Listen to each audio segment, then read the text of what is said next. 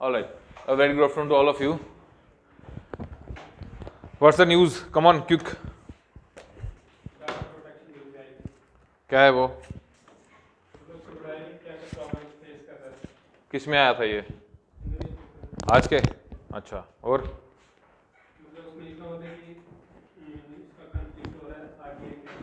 क्या?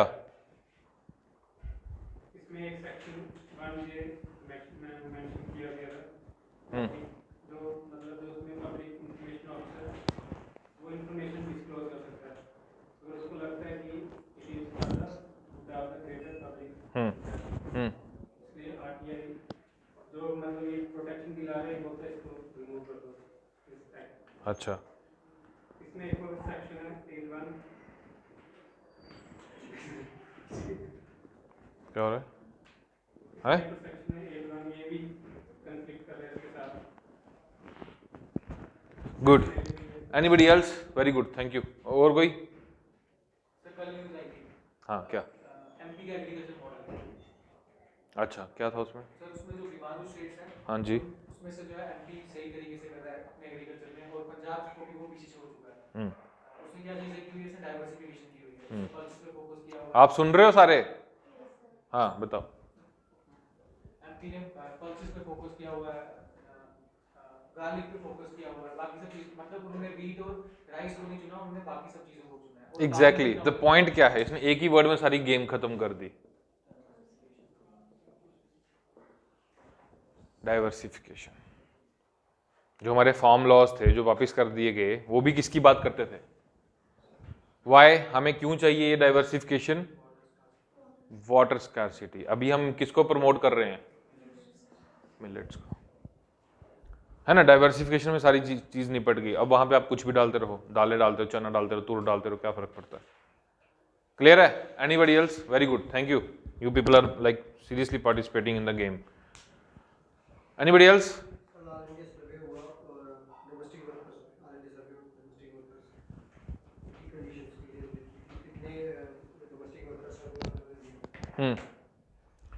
It's an unorganised informal sector. ठीक है, सबसे बड़ा इशू क्या है कि इसमें अगर हरासमेंट हो भी जाएगा किसी का तो वो कहीं कंप्लेन नहीं कर सकता, क्योंकि वो एनरोल्ड नहीं है गवर्नमेंट की किसी भी स्कीम में। ये सबसे बड़ा इशू है। सोशल सिक्योरिटी नेट नहीं है उनके पास। क्लियर? Anything else?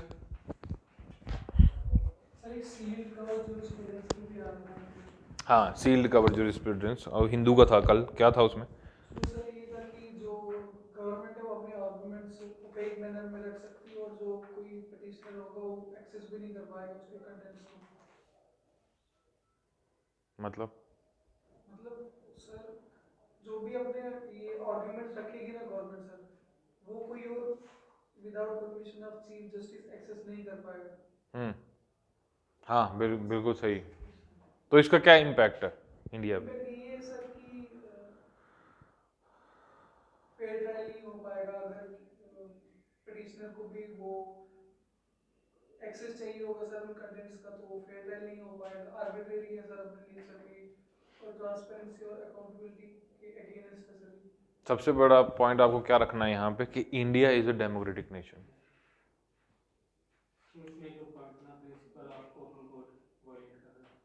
हाँ, exactly, principle of open court violate करता है, बिल्कुल सही। ठीक है, ओके। कल कहाँ थे हम?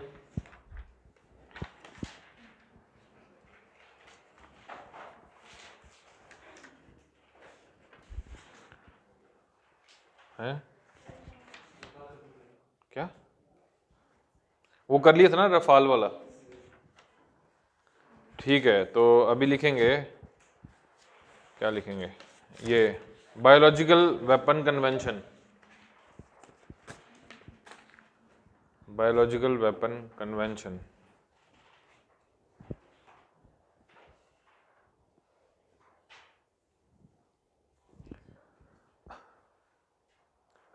It is a supplement for 1925 Geneva Protocol.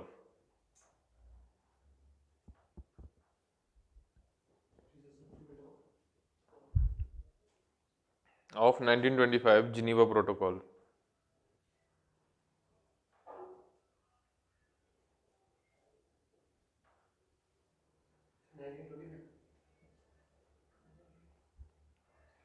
Geneva protocol के ना आगे ब्रैकेट डाल लो और लिखो under which possession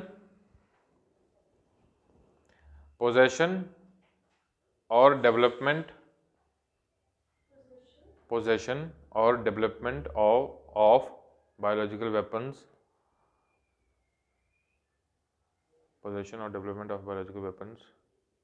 is not prohibited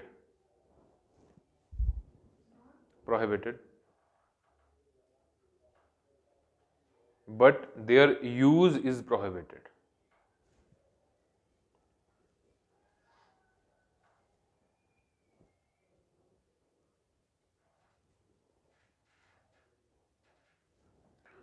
ठीक है, जिनीवा प्रोटोकॉल में क्या होता था कि डेवलपमेंट या पोजेशन प्रोहिबिशन नहीं है, उसका यूज इस्तेमाल नहीं कर सकते थे, लेकिन इस चीज को चेंज किया on the assistance of Britain बोला लीग ऑफ नेशंस को कि देखो मेरी बात सुनो, ये जिनीवा प्रोटोकॉल ठीक है, डेवलपमेंट एंड पोजेशन को आप बैन नहीं कर रहे हैं, आप यूज को बैन कर रहे हैं, अगर यूज ही नहीं करना है तो फिर डेवलपमेंट और पोजेशन का मतलब ही क्या है?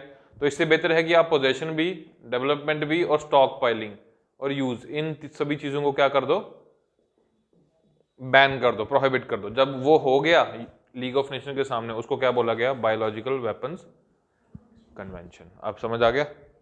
लिख लीजिए इसको बढ़िया से एकदम। अपनी भाषा में लिखोगे या मैं लिखूं? लिखो, अभी रिपीट हो जाएगा, लिखो पहले। This convention prohibits development, production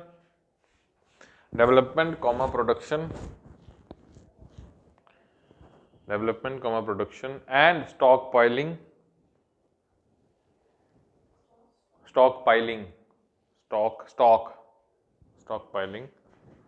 of biological weapons। अब क्लियर है?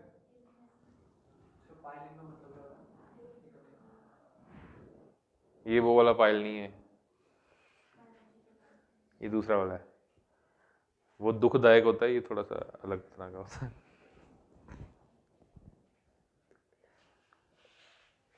इसमें हंसने वाला क्या है? बीमारी है यार, कैसी बातें करते हो? ठीक है। India ratified this convention in 2002। India ratified मतलब पता है? सीरियसली? तो साइन का मतलब क्या होता है?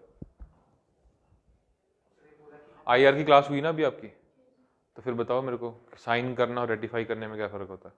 तो साइन करने के बाद पार्लियामेंट से अप्रूव करवाना। कहाँ से करो अप्रूव करो? पार्लियामेंट में पास करवा देना, उसको साइन बोलते हैं? नहीं सर, उसको रेटिफाइड बोलते हैं, उसे रेटिफाइड बोलते हैं। उसको रेटिफाइड बोलते हैं, ओके। फिर साइन प्रेसिडेंट से होता है? साइन ये बोलते हैं कि हम ऐसा करेंगे, बट कब करेंगे वो नहीं पता, वो नहीं करेंगे तो भी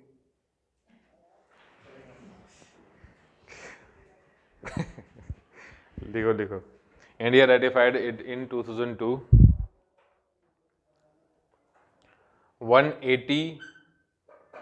180 party states to the convention 180 party states to the convention as of 2018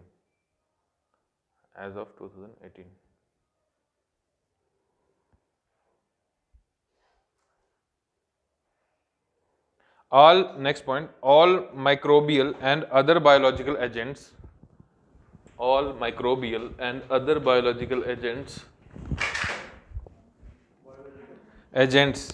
or toxins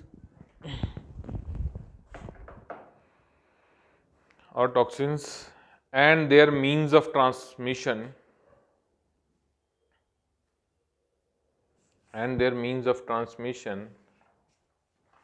are prohibited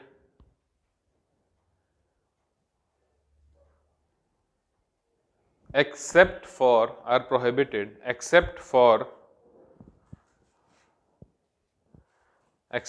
medicinal and defensive purposes.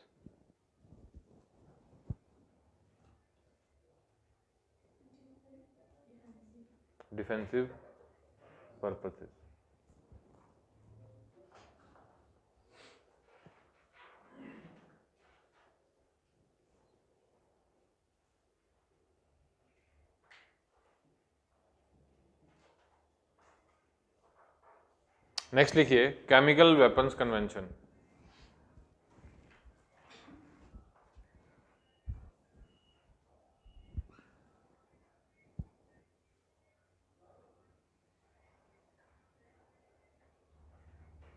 It is a multilateral treaty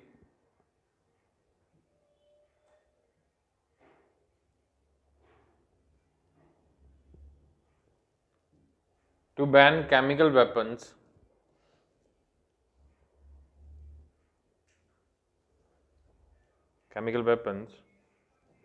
in no fixed duration. Fixed duration.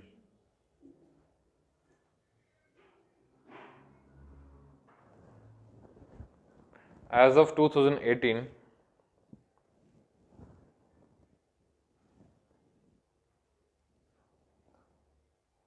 ninety-six percent of world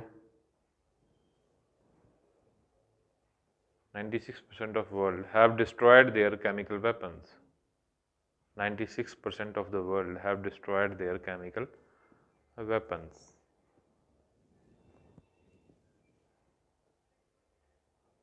Next point, 193 states are parties to the convention. 193 states are parties to the convention.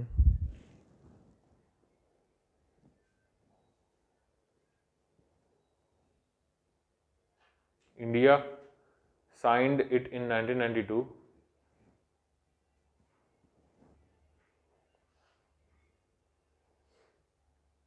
Signed it in 1992 and ratified same in 1996. And ratified the same in 1996.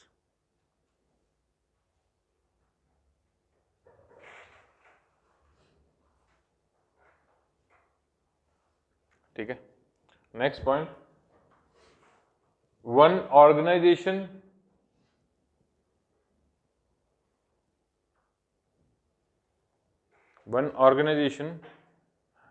has been developed under this convention.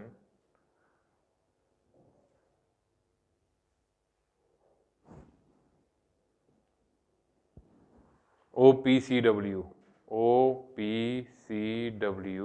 Organization for Prevention of Chemical Weapons. Organization for Prevention of Chemical Weapons. ठीक है, इसको लिखिए। अब organisation के बारे में लिखेंगे, self governing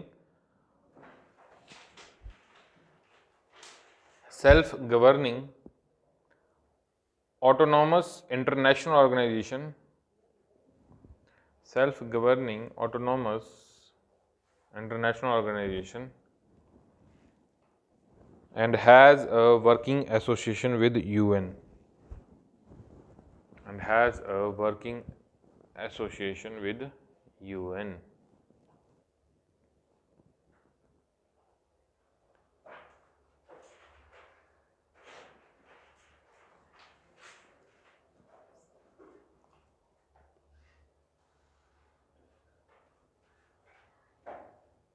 It is an executing body of CWC, Chemical Weapon Convention. It is an executing body of CWC, established in 1997. Next point, 2013 Nobel Peace Prize. 2013 में नोबेल पीस प्राइज किसको मिला था? OPCW को। ठीक है, नेक्स्ट पॉइंट, इंडियाज कैग समझते हो क्या? कैग, अच्छा ठीक है, कौन है हमारा कैग अभी? गिरीश चंद्र, पक्का? अभी नीति आयोग का CEO किसको बनाया है? क्या ठाकरे? अरे कल की न्यूज़ है, वो बंदा JNK में भी सर्व करके गया है, चीफ सेक्रेटरी, जब कोविड आया था, BVR सुब्रमण्यम। नाम सुना है? BVR सुब्रमण्यम का नाम सुना है? कहाँ सुना है? उनको भी अभी नीति आयोग का CEO बनाया है, वो यहाँ पे चीफ सेक्रेटरी थे कोविड के टाइम पे। नेक्स्ट लिखिए, India's CAG has been chosen as the India's CAG has been chosen as the external auditor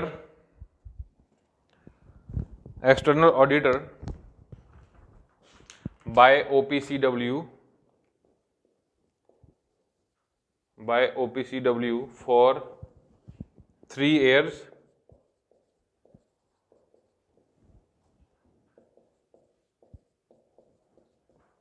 starting 2021.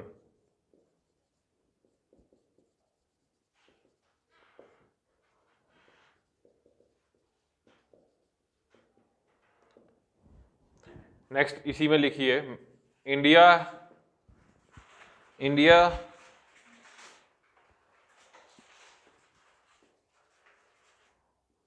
has again selected for Executive Council.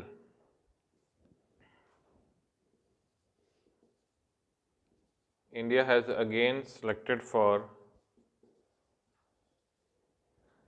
Executive Council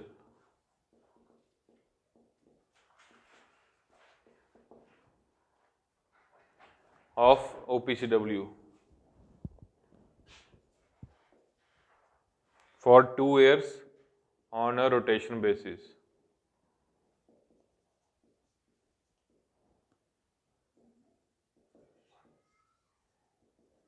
Executive Council has 41 members in total.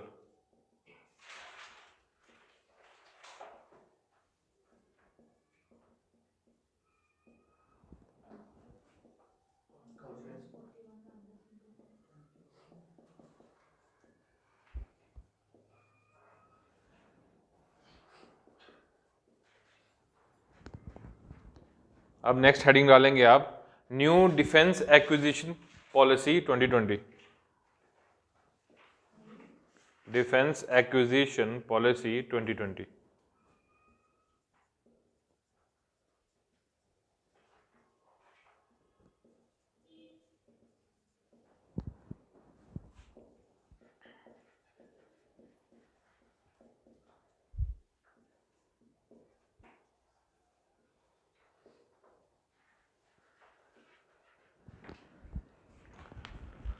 New Defense Acquisition Policy 2020.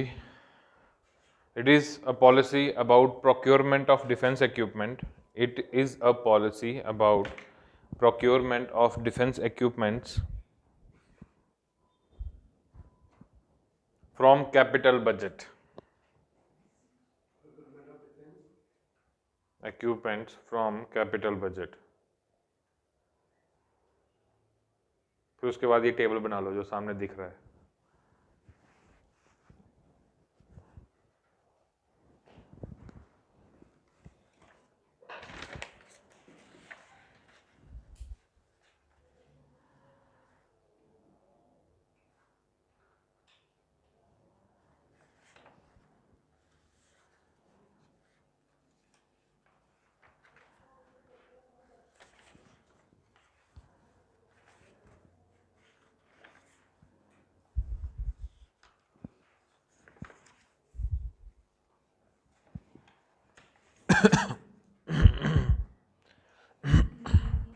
हाँ जी, पहले लिखो, मैं बता रहा हूँ, पहले इसको cover करो।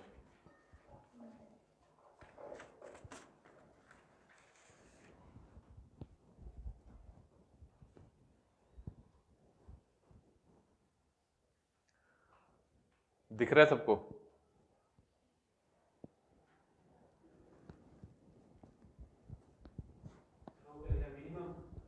हाँ यार, कोशिश तो यही की है लेकिन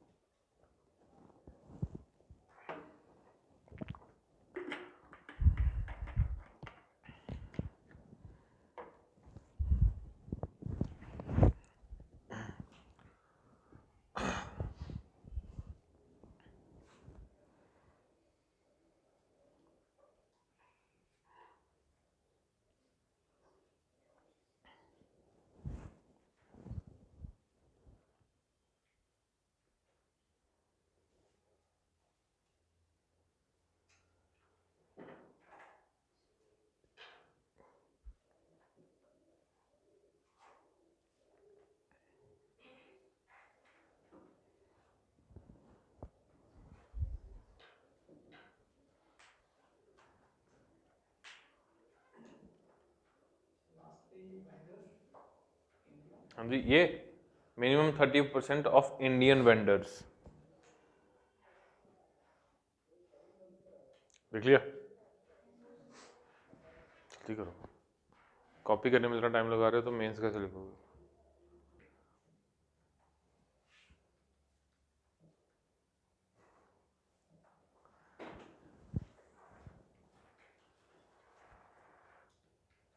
हो गया? देखो 2016 में जब सर जी आए थे, मतलब चाचा जान आए थे 2014 में, तो मैंने आपको बताया था कि उस टाइम पे इंडिया में स्किल्स नाम की कोई चीज़ होती नहीं थी, ठीक है? तो हम सब कुछ बाहर से इंपोर्ट करते थे। तो ये थी डिफेंस प्रोक्योरमेंट पॉलिसी 2016, जिसके अंदर बाय इंडियन मिनिमम 40% पे था कि अगर आपको यहाँ पे कुछ बनाना है जहाज, तो आपको मिनिमम 40% इंडियन कंपोनेंट उसमें लगाना पड़ेगा। क्लियर? इसको उन्होंने बढ़ा के कितना कर दिया, डिफेंस एक्विजिशन पॉलिसी 2020 में मिनिमम 50%। इस पे एक चीज ध्यान देना, यहां पे बात किस चीज की हो रही है, आत्मनिर्भरता की। अब आपको समझ आ जाएगा, ठीक है? जैसे बाय एंड मेक इंडिया, ठीक, मिनिमम 50% ऑफ मेक, आपको 50% मिनिमम कहां बनाना पड़ेगा, इंडिया में बनाना पड़ेगा। इधर इन्होंने क्या किया, इसको मेक को हटा के पूरा डाल दिया कि मिनिमम 50% होना चाहिए, चाहे आप यहां से खरीदो या यहां पे बनाओ, ठीक। दूसरा क्या था कि buy global manufacturing in India, global brand होगा लेकिन मैन्युफैक्चरिंग कहां होगी, इंडिया में। ये कैटेगरी उसमें एग्जिस्ट ही नहीं करती क्योंकि उस टाइम पे आत्मनिर्भरता की बात नहीं थी। अब minimum 50% of buy and make, ठीक है। दूसरा buy global category does not exist, minimum 30% of Indian vendors. रफाल नींद आ रही है, ऑक्सीजन की कमी, जम्मू में ये हाल है, लद्दाख में क्या होगा, तो और कहाँ नहीं होती। मिनिमम 30% ऑफ इंडियन वेंडर्स, ठीक है। अरे ठीक है, छोड़ो उसको, ठीक है। बाय ग्लोबल, रफाल प्रोजेक्ट में क्या था कि हमने पूरा का पूरा जहाज कहाँ से उठा के लाया है, फ्रांस से, ठीक है। लेकिन उसमें अब जब उसकी रिपेयर होगा या कुछ भी होगा, उसमें मिनिमम 30% कौन डील करेगा, इंडियन वेंडर्स। समझ आया ये पॉइंट, ठीक है। नेक्स्ट लिखिए,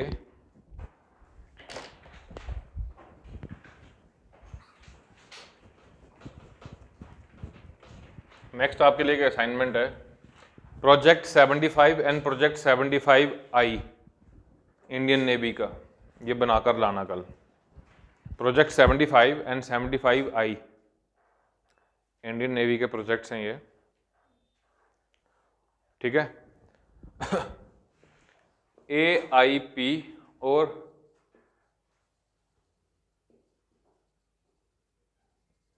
nuclear powered submarines,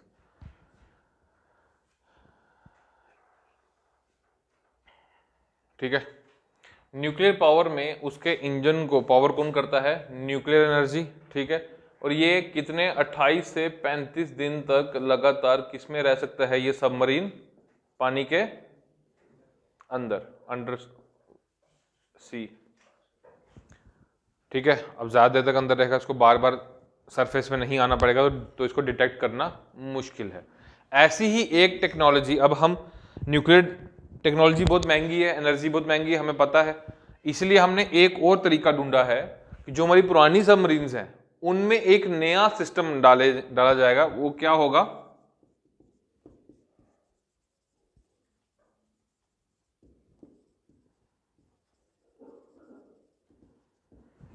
air independent propulsion.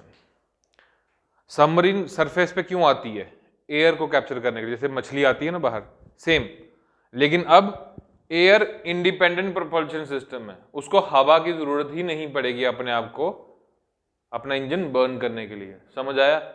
अब आपको समझ आ जाएगा कि प्रोजेक्ट 75 और 75I में क्या फर्क है। यही था उसका पीछे रैशनल। कौन कौन सी उसमें सबमरीन्स, टोटल 6 हैं प्रोजेक्ट 75 में, उनमें से कितनी कमीशन हो चुकी हैं इंडिया में, उस पर ध्यान देना है, और कितनी अभी बाकी हैं, ठीक है। उनके नाम बहुत इंपॉर्टेंट है। So far till now, any doubt? Yes, sir.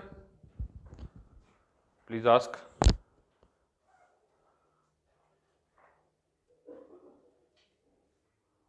Okay, so let's move on to the next heading, which is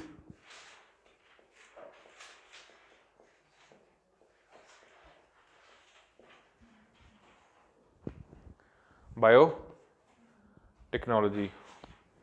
क्या मतलब है इसका, बायोटेक्नोलॉजी का?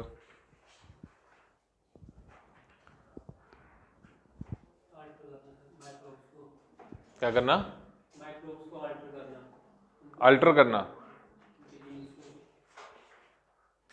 अल्टरेशन, ठीक है, पर क्यों करना है?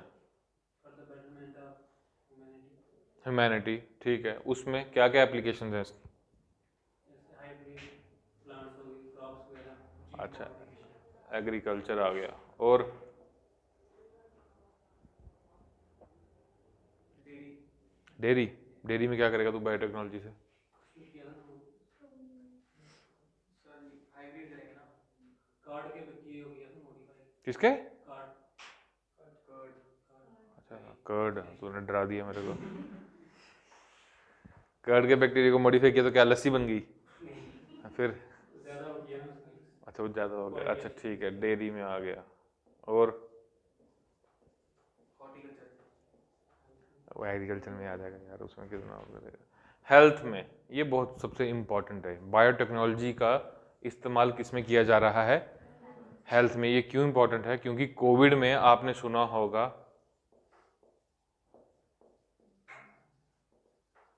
नाम सुना इसका? mRNA वैक्सीन कौन सी कंपनी ने बनाई थी?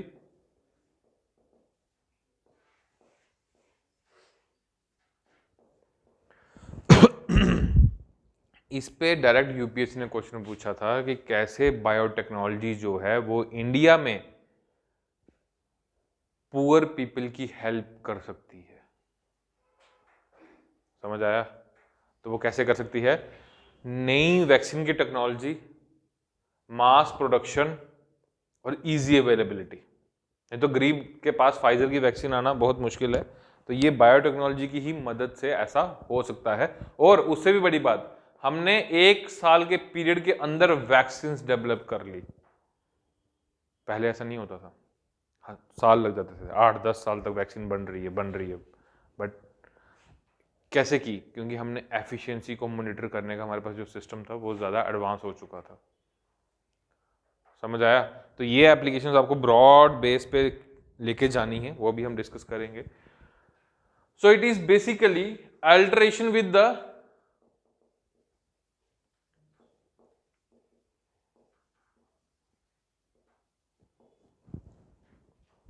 ठीक है, उसकी प्रॉपर्टीज को हमें चेंज करना है in order to benefit.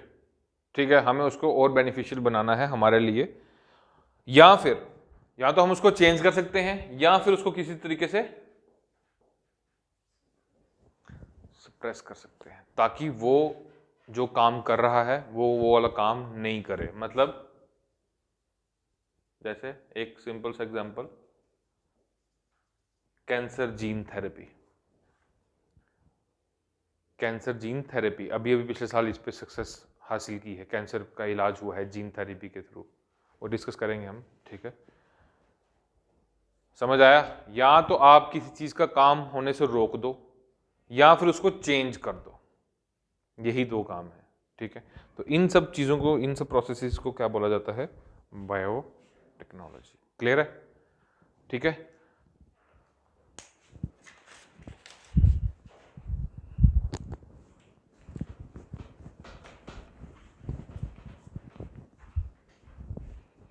So biotechnology के अंदर हमारे पास 2 हेड्स आते हैं जो हमने वेरी फर्स्ट डे लिखे थे।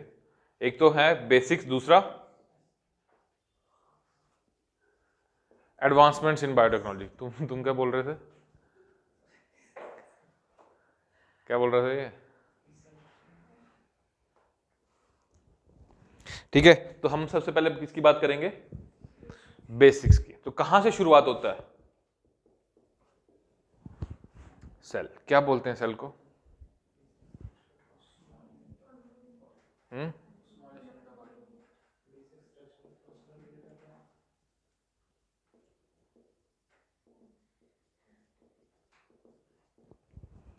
Basic and smallest unit of life.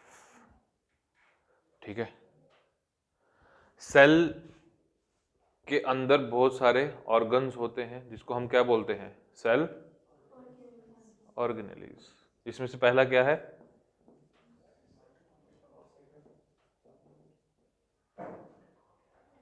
Mitochondria, फिर न्यूक्लियस, फिर वेरी गुड, तुम लोगों की बायोलॉजी बड़ी स्ट्रांग है यार, ये तुम पक्का पास हो जाओगे पटवारी के पेपर में। और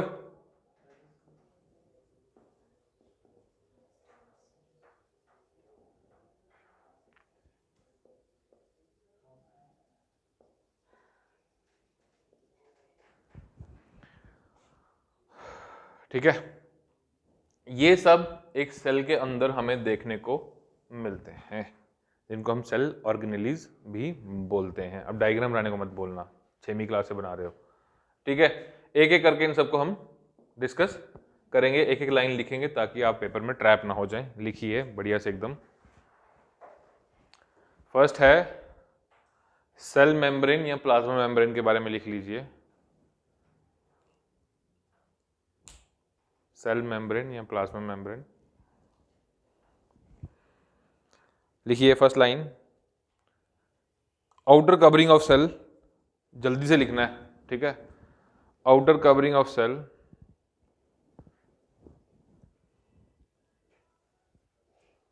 supports and protects the cell. मैंने सुना यहाँ जीएस मेंटर्स है पीछे, ये वहां चलता है? ये कुछ नया तरीका है क्लास चलाने का, गाने वाने बजने का। कल से हम भी यहाँ म्यूजिक चलाएंगे। लिखो, supports and protects the cell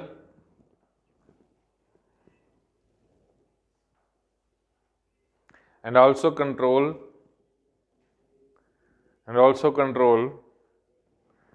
movement of substance in and out of a cell,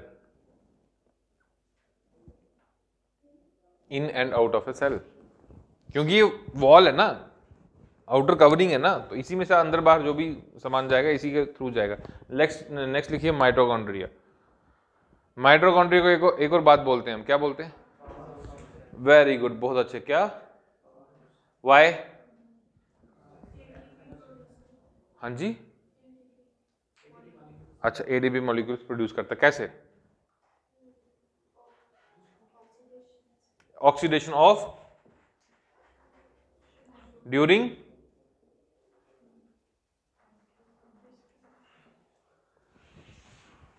that's why it is called as power house of the cell. ठीक है, लिख लीजिए बढ़िया से। It burns sugar during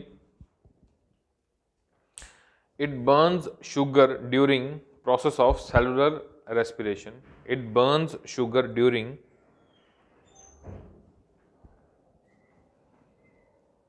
during cellular respiration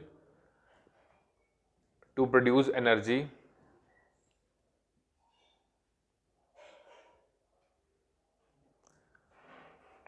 energy. That's why called as powerhouse of the cell.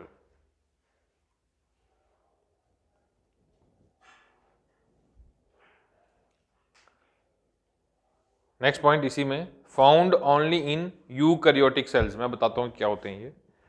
Found only in eukaryotic cells.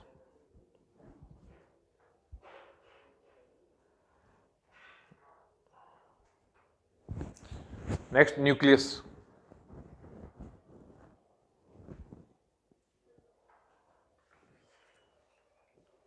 It contains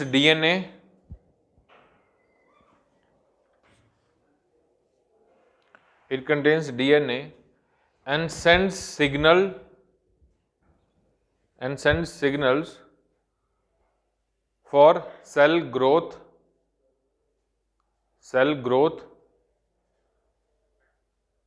maturation,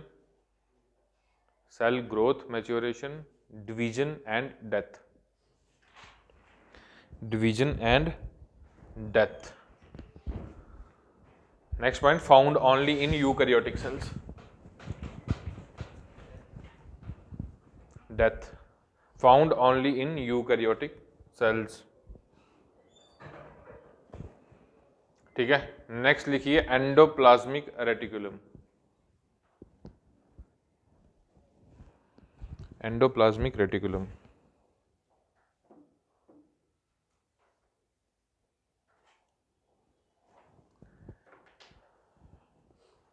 It is of two types, rough ER and smooth ER.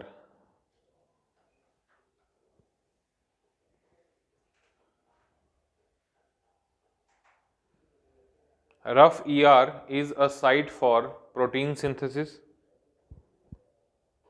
Rough ER is a site for protein synthesis, and smooth ER is a site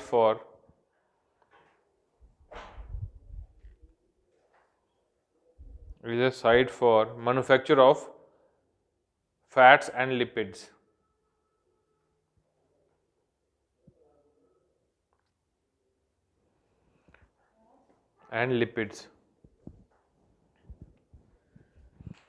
next है Golgi apparatus.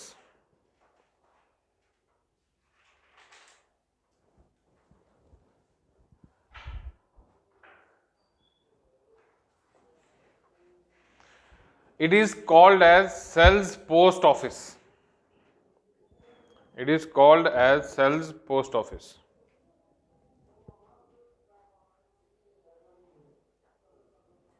It is called as cell's post office as it is involved in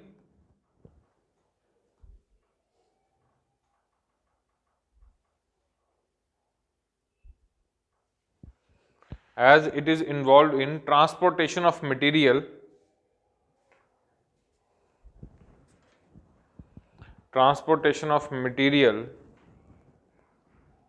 within and outside the cell.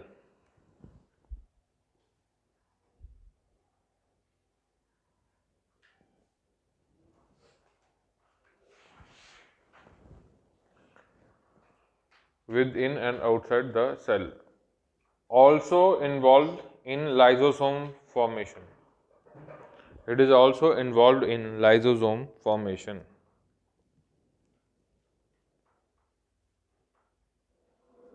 ठीक है, next lysosomes.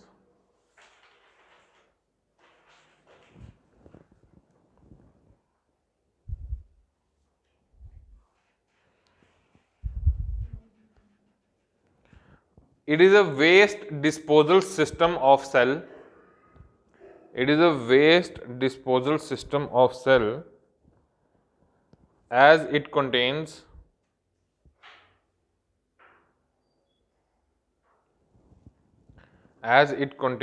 enzymes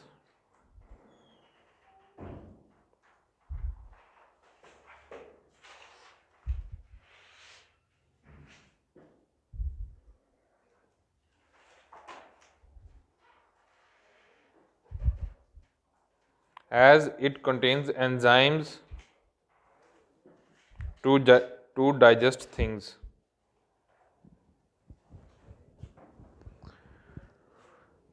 digest things.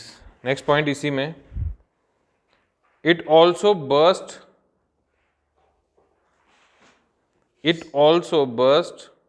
to eat its own dead or damaged cells.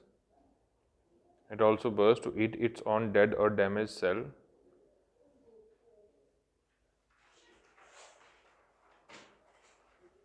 And hence called as suicide bag of cell.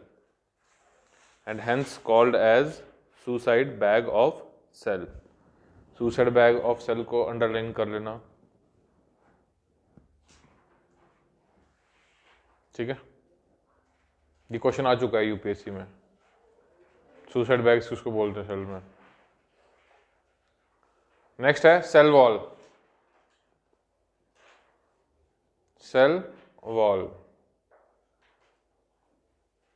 Found only in plants.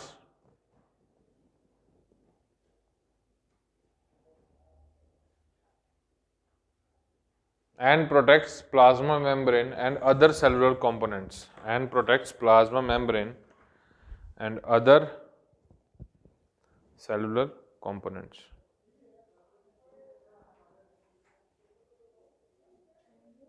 Components of cell. ठीक है. Cells are of two types. Next point. Cells are of two types.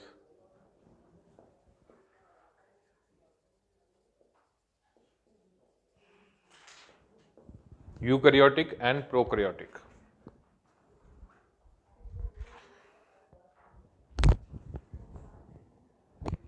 Simple, कुछ math नहीं. With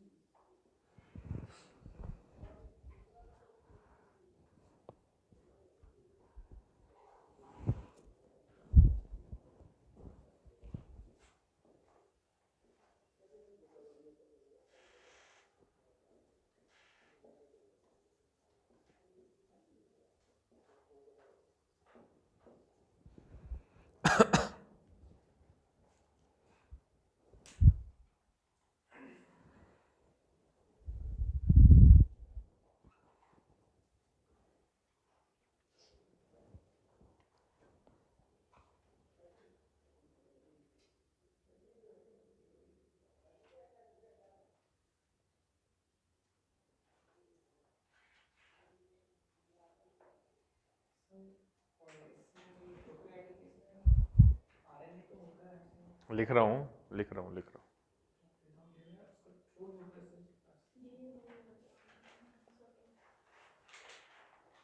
क्या बोल रहे हो बताओ मेरे को. जैसे प्रोकैरियोटिक सेल में जो न्यूक्लियस होता है डबल मेम्ब्रेन होता है, और जो न्यूक्लियस होती है उसमें मेम्ब्रेन इन्वॉल्व होती है. इसमें मेम्ब्रेन नहीं होती, इसमें आरएनए होता है और true nucleus present.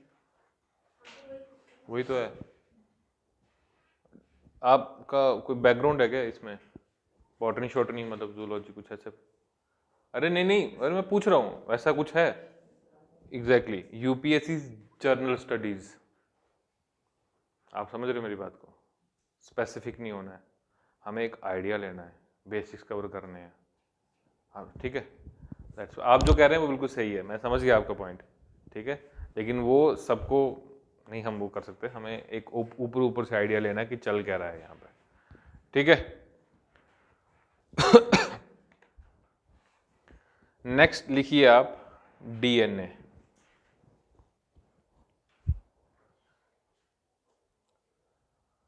DNA, what is DNA? Genetic material. क्या डीएनए क्या होता है?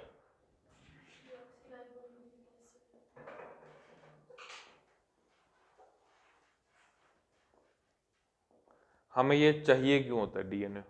वाई? एक तो information regarding what? WhatsApp. Regarding हमारी जर्म लाइन, कि हम कहां से बिलोंग करते हैं. ठीक है. और क्या होता है इसमें? Codes for synthesis. क्या सिंथेसिस? ये बहुत इंपॉर्टेंट है.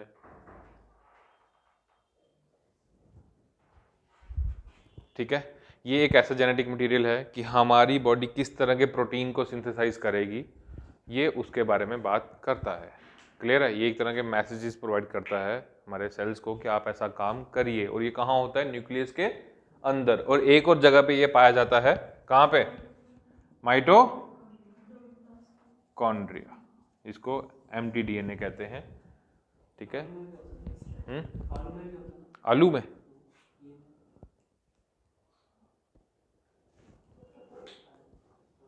आलू में होता है.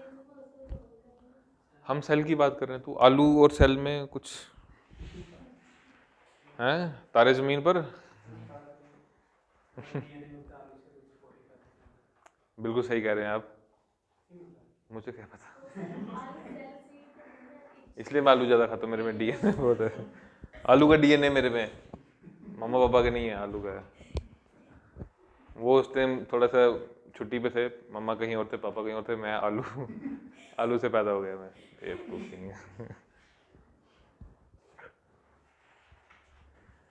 अरे जाते हैं ना, मायके जाती है ना लड़की, तो माँ चली गई थी, पापा घर पे अकेले थे, तो आलू खाया हमने सबने मिलके। बदतमीजों, आलू खाते हैं कि नहीं? तो डीएनए आएगा कि नहीं आएगा? उसके लिए उल्टी डायरेक्शन में क्यों जा रहे हो? खाओ खाओ इसको, अरे नहीं लिखो इसको। हेरिडिटरी हेरिडिटरी मटेरियल, डीएनए के बारे में लिख रहे हैं। It is an hereditary material which is found in all living organisms.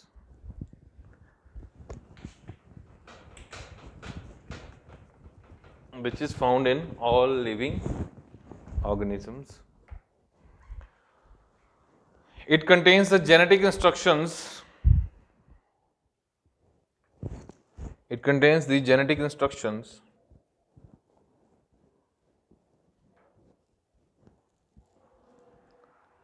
for the development and functioning of an organism.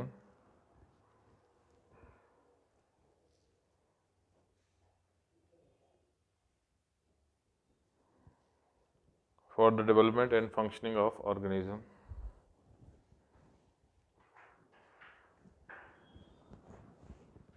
It has a double helix structure. It has a double helix structure.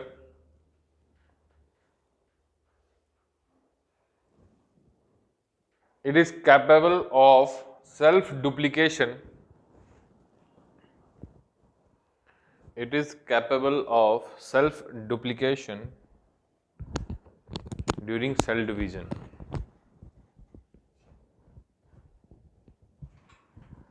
During cell division. Next, information is stored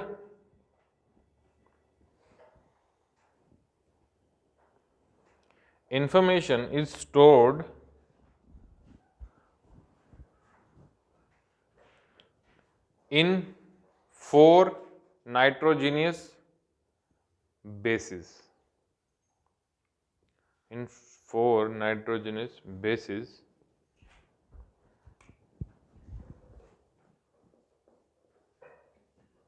A for क्या? T for?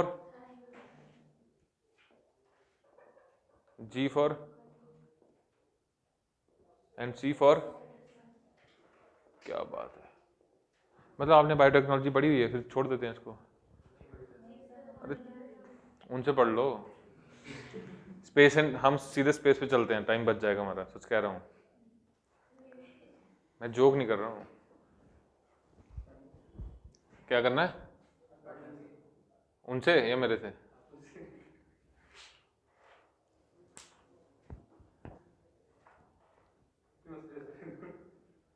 है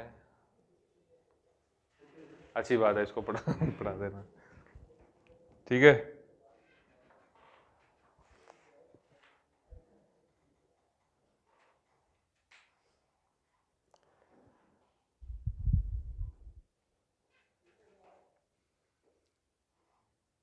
अब लिखिए chromatin, chromosome and chromatid, ऐसे 3 division बना लेना। Chromatin, chromosome and chromatid. Chromatin, chromosome and chromatid.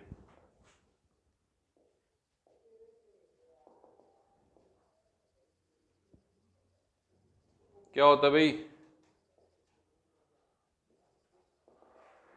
वो biotechnology वालों बहुत बता भाई, बड़े भैया बताओ, JK 19 बता। बताओ ना। मैं देखो, मैं सिंपली पूछ रहा हूँ, मैं ये नहीं कोई आप मतलब ये नहीं, मैं कंपीट नहीं कर रहा हूँ, मैं just I am asking, tell me what is chromatin, what is chromosome and what is chromatid. Madam आप, अरे बताओ ना। क्रोमैटिन मटेरियल जो होता है ये बैक्टीरियाज में मतलब होता है क्योंकि वेल डिफाइंड न्यूक्लियर मेम्ब्रेन के अंदर में होता है, इसलिए हम इसे क्रोमैटिन कहते हैं वहाँ पे, और ये सर्कुलर होता है। अच्छा आप बताओ। अरे आपसे बोल रहा हूँ, ट्राई तो करो। अच्छा ये बताओ, ये क्या है क्रोमोसोम?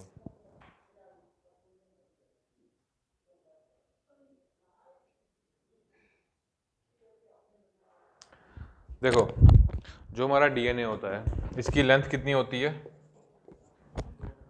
2 मीटर, ठीक है, काफ़ी लंबा होगा।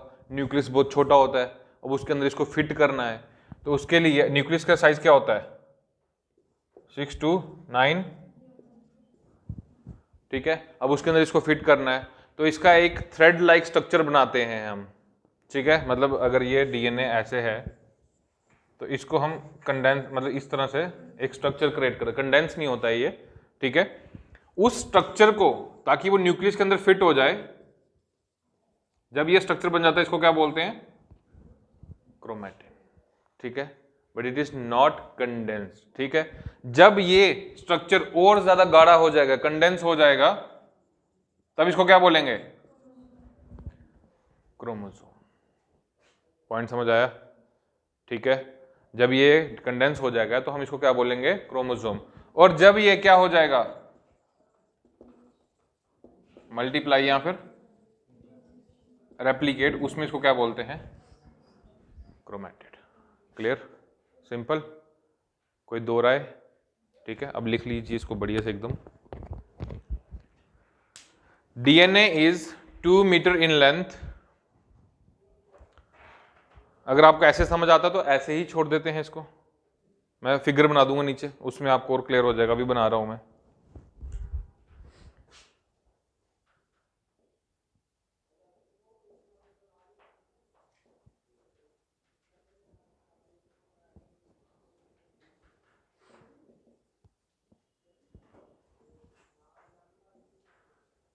यार थोड़ी डायग्राम, आई एम सॉरी।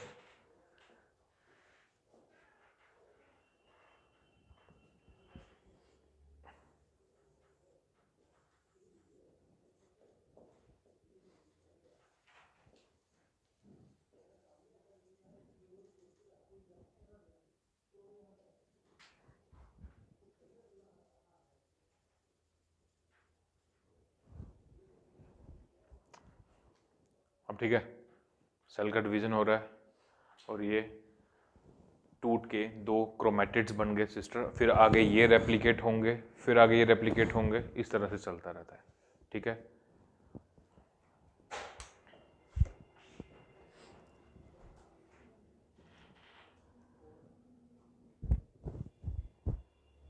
लिखो क्रोमैटिन के बारे में, लिखो जल्दी से एक line.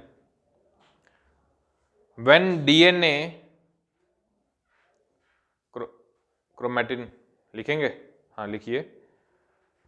When DNA has to fit inside the nucleus, when DNA has to fit inside the nucleus,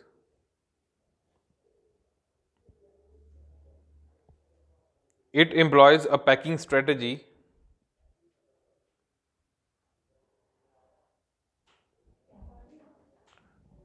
it क्या it employs a packing strategy, क्योंकि वो 2 मीटर है ना लेंथ में, तो उसको फिट होना है उसमें, तो it employs a packing strategy under which it would wrap around, under which it would wrap around, it would wrap around histone proteins, histone, HISTONE, histone proteins, under which it would wrap around histone proteins. So chromatin is what? It is DNA plus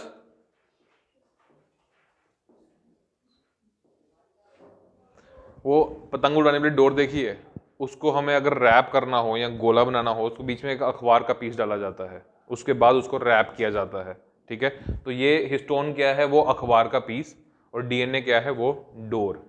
clear? उसको हम क्या बोलेंगे, chromatin. ठीक है, but ये condense नहीं है। जब ये कंडेंस फॉर्म में चला जाएगा तो इसको क्या बोलेंगे हम, क्रोमोसोम। लिख लीजिए बढ़िया से।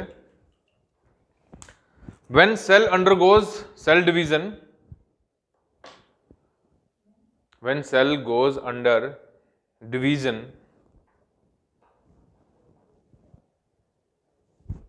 DNA will start getting condensed. DNA will start getting condensed. And this condensed form of DNA is called as chromosome.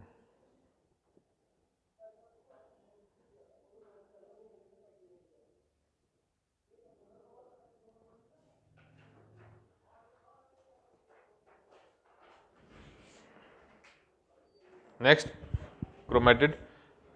Each chromosome needs to replicate. Each chromosome needs to replicate and make its identical copy. Each chromosome needs to replicate and make its identical copy.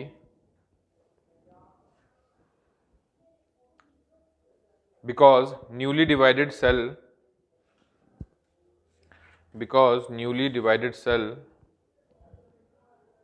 should have complete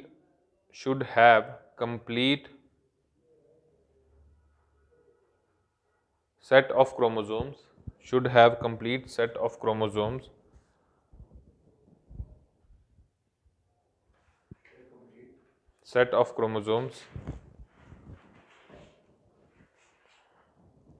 to achieve this each chromosome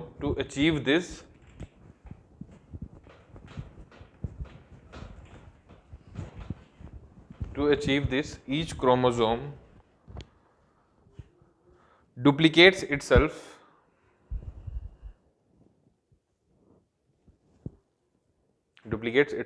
and they will be attached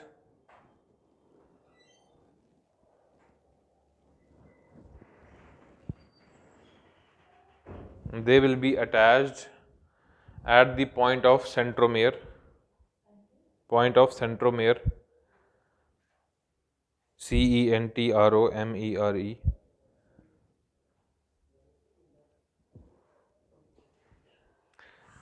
and this assembly where we are observing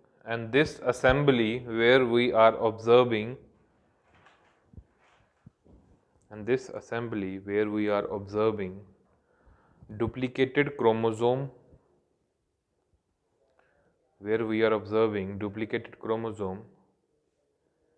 initially attached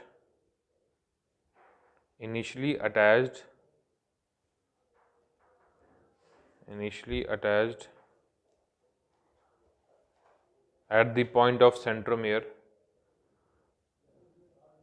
called as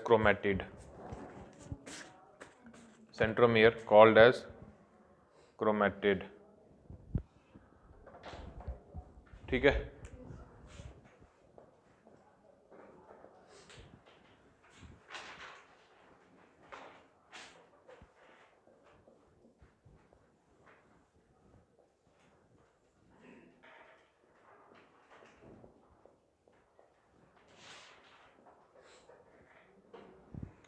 ये आपका क्या है, RNA, क्योंकि ये क्या होता है, single stranded.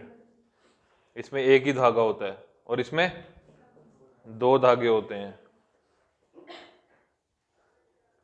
ठीक है ये दोनों के दोनों जेनेटिक मटेरियल। ये भी कोड्स इसमें भी होते हैं, इसमें भी कोड। आपका कोविड कौन सा वायरस था, डीएनए था कि आरएनए था? श्योर, कंफर्म है? आरएनए ओरिजिन के होते हैं। वाई?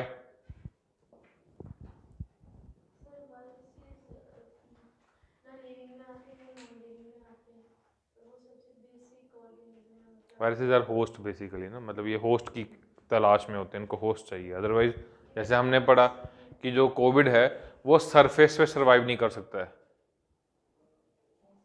वो सरफेस पे ज़्यादा देर तक सर्वाइव नहीं कर सकता है। अगर कर सकता होता तो अभी तक हम ट्रैवल या लॉकडाउन खुले नहीं होते, अभी तक लॉकडाउन में ही होते हम। उसको क्या चाहिए, एक लिविंग होस्ट चाहिए होता है अपना न्यूट्रिशन को बढ़ाने के लिए। उसकी मल्टीप्लिकेशन के पीछे एक ही राज है, दैट लिविंग होस्ट चाहिए उसको, ठीक है। इसमें जो बेस पेयर्स की अभी हमने बात की, कौन कौन से थे? ए, टी, जी, सी, इन्हीं का कॉम्बिनेशन होता है। यहां ए होगा, यहां जी होगा, यहां टी, यहां सी, यहां सी, टी, जी, ए। इसी तरह से सारे के सारे बेस पेयर्स जो हैं डबल स्टैंडर्ड में फिक्स होते हैं। इसमें कौन कौन सा होता है? A U, U G C, U for यूरसल, बस यही फर्क है इन दोनों में। इसमें टी है, इसमें यू है, ठीक है। और ये इसमें पेयर नहीं होते हैं, ये यहाँ पे ए होगा, यहाँ जी होगा, यहाँ यू होगा, यहाँ सी होगा, इस तरह से, ठीक है। इसमें पेयर्स नहीं होते हैं। आरएनए के बारे में लिख लीजिए। ये बना लिया आपने? अरे तो बनाओ ना, मैं क्या करूँगा इसको बना के? अगर नहीं बनाना तो ठीक है, कोई बात नहीं, पेपर में बना लेना अगर याद आएगा तो।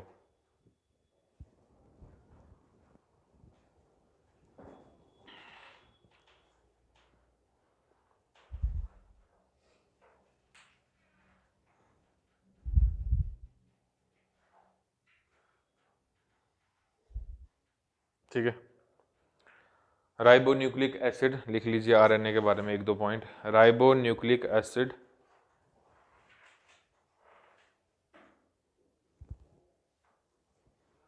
it is a single stranded molecule, it is a single stranded molecule made up of monomers,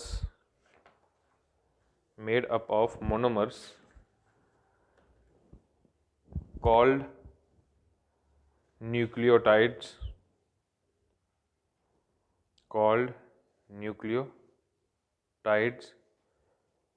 and which are of 4 types, A, U, G, C, ठीक है।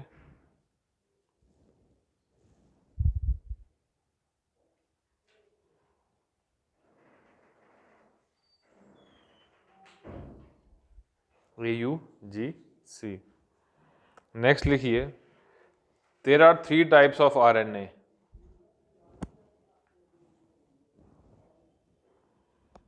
There are 3 types of RNA। mRNA, छोटा वाला m फिर RNA,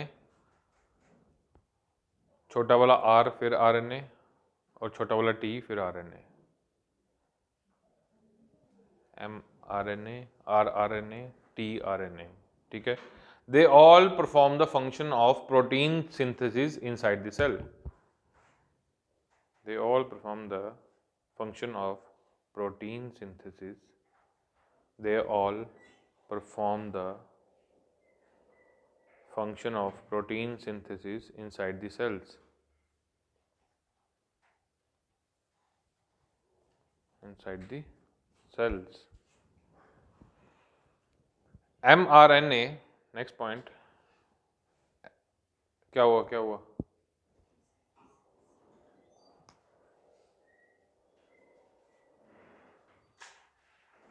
mRNA carry genetic codes from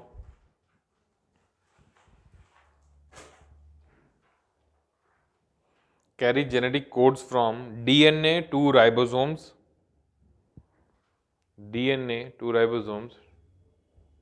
during protein synthesis।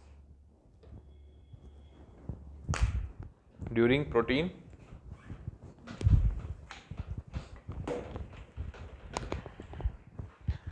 यहाँ पे एक छोटा सा वो है, माइक्रो आरएनए। ये क्या होता है? देखो, अभी हमने बात की कि mRNA जो है ये डीएनए से राइबोसोम्स में जेनेटिक इंफॉर्मेशन भेजता है। किस चीज के लिए? अरे प्रोटीन सिंथेसिस के लिए, कि ये वाला प्रोटीन सिंथेसिस करो बॉडी में, इसकी जरूरत है। तो वो कौन बताता है? mRNA। अब मान लो कि mRNA हमें जेनेटिक इंफॉर्मेशन दे रहा है हमारी बॉडी को कि कौन से प्रोटीन सिंथेसिस करने की? कैंसरस, ठीक है, जिससे हमारी बॉडी में सेल ग्रोथ ज़्यादा हो गई है, आउट ऑफ पेस चली गई है, ठीक है। और वो हमारी बॉडी में क्या क्रिएट हो चुका है? सिस्ट, और आगे जाके वो कैंसर बन जाएगा, ठीक है। तो इसकी सारी इंफॉर्मेशन कौन दे रहा है? mRNA। तो फसाद की जड़ है कौन? mRNA। हमें क्या करना है? mRNA को रोकना है ये इंफॉर्मेशन देने से, ठीक है। उसको क्या बोलते हैं?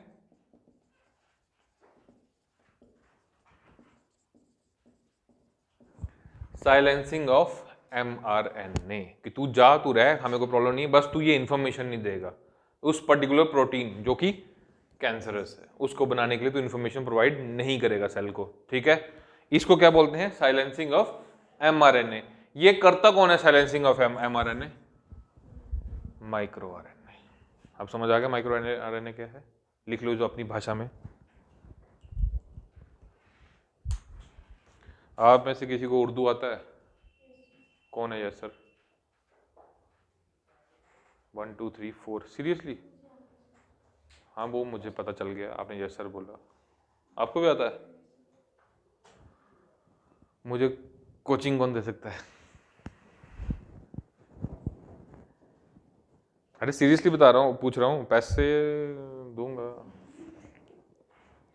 मास्टर से पैसे नहीं लेने चाहिए वैसे, लेकिन फिर भी मैं दूंगा, मैं किसी की मेहनत नहीं रखता। अगर कोई मुझे क्लास दे सकता हो बेसिक्स की, हाँ, और मैं पीएचडी थोड़ी करूँगा, उसके लिए तो मैं यूनिवर्सिटी जाऊँगा, तुम्हारे पास क्यों आऊँगा? हैं? क्या वही होता है? दाल डाल चावल डाल ये वाला? अरे नहीं, it's like very beautiful language. हमें आता नहीं, अभी मैंने सुना है कि हमें ट्रेनिंग में वो सिखाएंगे, हमारा पेपर भी होगा उर्दू का, और पास नहीं करेंगे तो बेइज्जती हो जाएगी ना, कि मेंस दे के आया उर्दू नहीं पा। तो देखेंगे, अगर आप लोग पैसे लेंगे तो ठीक है, नहीं तो कोई और ढूंढ लेंगे जो पैसे नहीं लेता। कैसे? नहीं नहीं नहीं, यूट्यूब पे भी है कोई लेक्चर? है? फिर वहीं से ठीक है, थैंक यू, इतना ही काफी है आप लोगों का। नेक्स्ट लिखिए genes. What are genes? Hereditary unit of, लिखिए hereditary unit of a living organism.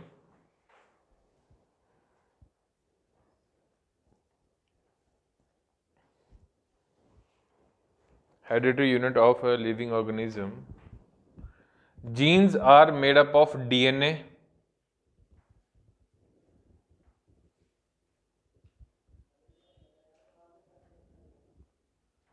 Genes are made up of DNA. Next point. Genes undergo transcription process.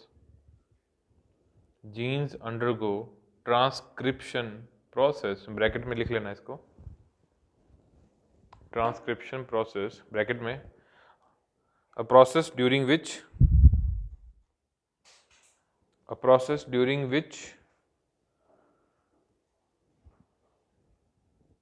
DNA sequence of a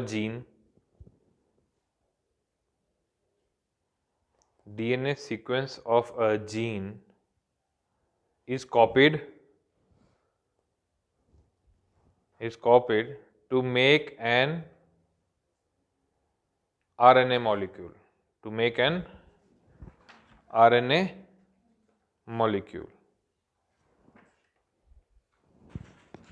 ठीक है। अब ब्रैकेट क्लोज, उसके आगे लिखियो to produce mRNA।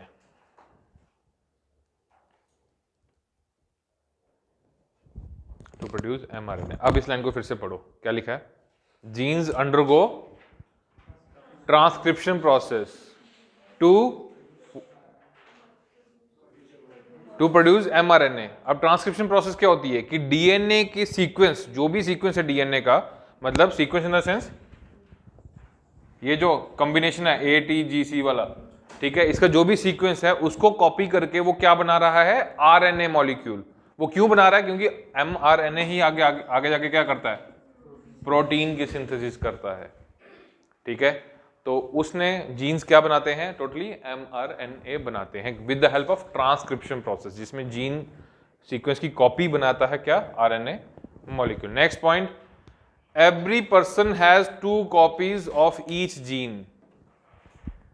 every person has 2 copies of each gene. One is from father and another is from potato. Mother is also potato. वो गोलू मोलू होती है, potato भी गोलू मोलू होता है. I'm sorry, कईयों की मदर पतली होगी तो वो थोड़ा सा फिर लोकी हो जाएगा. भिंडी शुक्र करो बीन्स नहीं बोला तुम लोगों ने.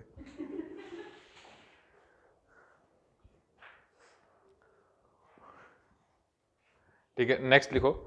Alleles are forms of the same gene. Alleles. Alleles. Alleles are forms of the same gene with small differences.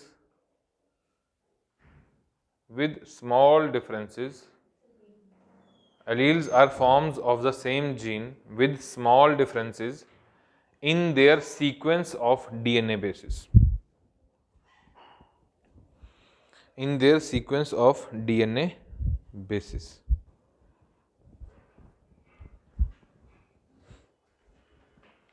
These small differences contribute to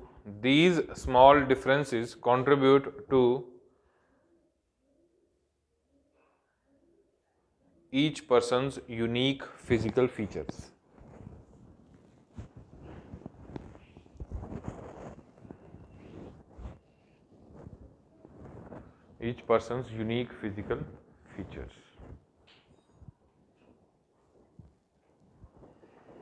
ठीक है. नेक्स्ट लिखो genome. GENOME. Genome.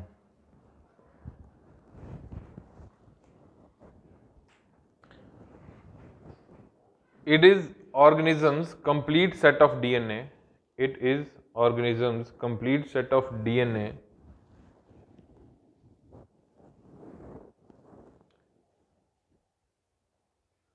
Including all of its genes.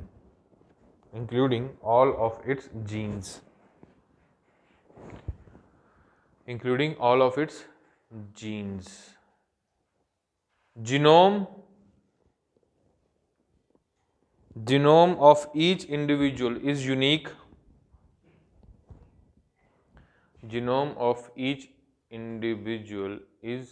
unique. Except for twins and clones.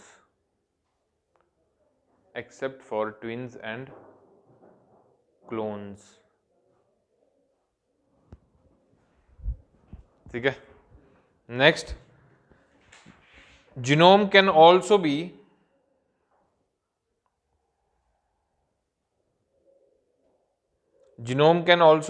chemically or artificially synthesized.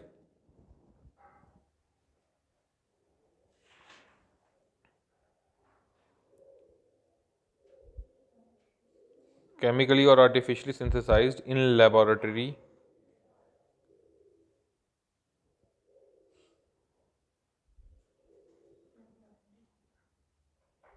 Called as synthesized or artificial genome.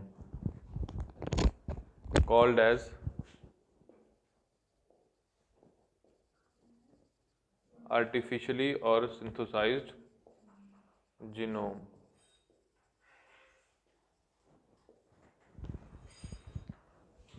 एक term है हमारे पास genome sequencing और एक term है हमारे पास genome mapping.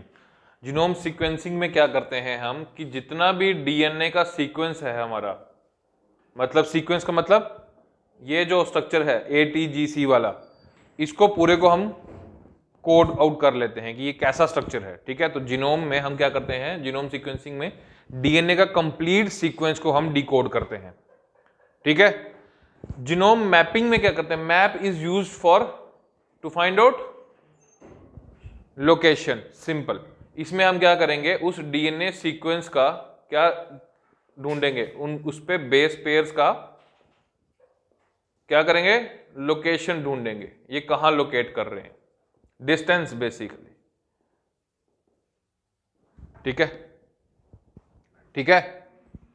Genome mapping 2 type की होती है, one is genetic and another is physical.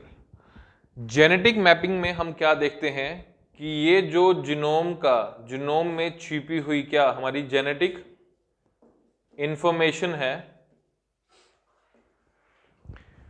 ये पूरे के पूरे जीनोम सेट में कैसे ट्रैवल करती है। जेनेटिक इंफॉर्मेशन पूरे के पूरे जीनोम सेट में कैसे ट्रैवल करती है।